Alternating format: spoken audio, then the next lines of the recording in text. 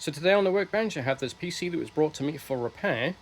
The person said they were trying to install Windows 11 on it, and then after it wiped the hard drive, it was giving them error codes or rebooting in a loop or just sitting at a black screen. So first thing I do is check all the cables over, make sure everything is plugged in right. I found this floppy power connector was actually connected to the PC speaker header on the motherboard.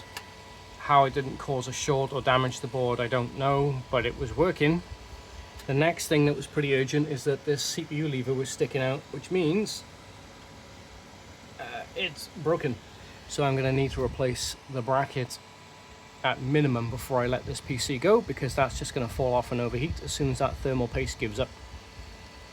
The next thing is the VGA is making a lot of noise. So probably going to need to replace that fan or just replace the card. It's just some GeForce GT 218 Asus branded card. Nothing special. The CD-ROM drive is just floating around here in the case, but there's no 5 1/4 inch drive bays because it's a modern ATX case. Very annoying. Moving on to the installation media. Have this Windows 11 disc.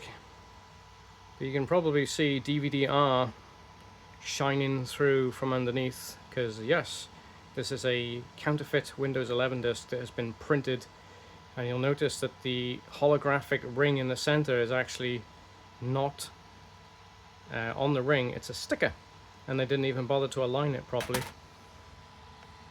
So very convincing, but still a sticker. And you can see the print lines on it as well now that I look at it. Hey, you can actually see the logo underneath the Windows 11 there. That's funny. But Linux Mint doesn't care. So Linux Mint is going to go on here. This will give it a bit of extra life for a while. As soon as I get that bracket replaced and maybe swap out the card, this machine will continue to live for a little while longer.